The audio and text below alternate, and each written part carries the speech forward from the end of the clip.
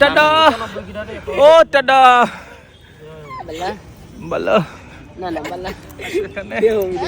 এখানে আসো ভিডিও বানাবো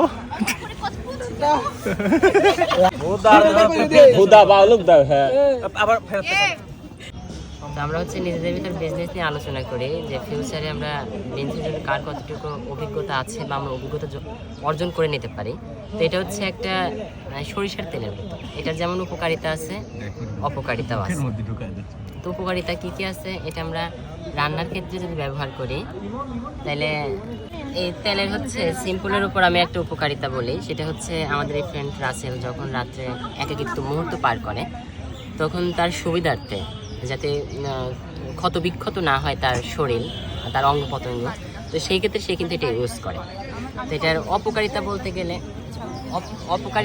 গেলে এটার অপকারিতা হচ্ছে যে অতিরিক্ত মাত্রায় যদি এই তেল ইউজ করা যায় তাহলে সেই প্রেক্ষিতে দেখা যাচ্ছে যে আমাদের যে ঘাম মানে শরীরের যে জল প্রভাবিত হয় সেটা কিন্তু সীমিত পর্যায়ে হয়। সেই ক্ষেত্রে দেখা যাচ্ছে যে আমাদের ভিতরে যে নাইট্রোজেন বা অক্সাইডগুলো থাকে সেগুলো কিন্তু বের হতে বাধাগ্রস্ত করে।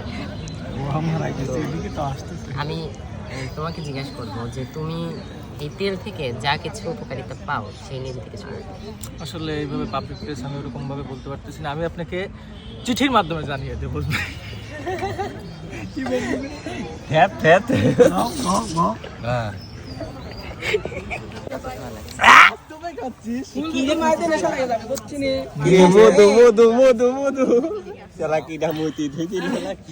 অ্যাসিডিটির যে প্রবলেম সেটা কিন্তু সীমিত পর্যায়ে হতে পারে। যেমন আমরা যদি সয়াবিন তেল ইউজ করি তাহলে সেই ক্ষেত্রে আমাদের হচ্ছে কি হয়, বাম হাত দিখায় শালা এত দিলি কেন?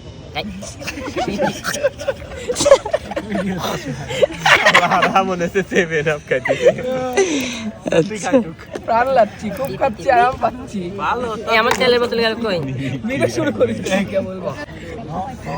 আরেকটা জিনিস বলি, এই তেল কিন্তু আমাদের এই বান্ধবীরা কিন্তু হচ্ছে অন্য খাতে ইউজ করে, যেমন রান্নার খাতে।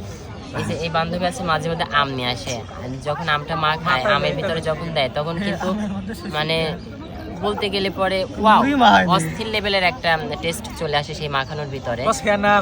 একদিন হচ্ছে আমার এই বান্ধবী হচ্ছে আম মাখা করলো এখানে বসে, এই ক্যাম্পাসে বসে। তো তখন হচ্ছে আমি যখন আম মাখানো আমার মুখে চালান করলাম, আমার মুখে এমন ভাবে ব্লাস্ট হইলো যে আমি আর এই দুনিয়াতে নাই, দুনিয়া পৃথিবী হয়ে গেছে।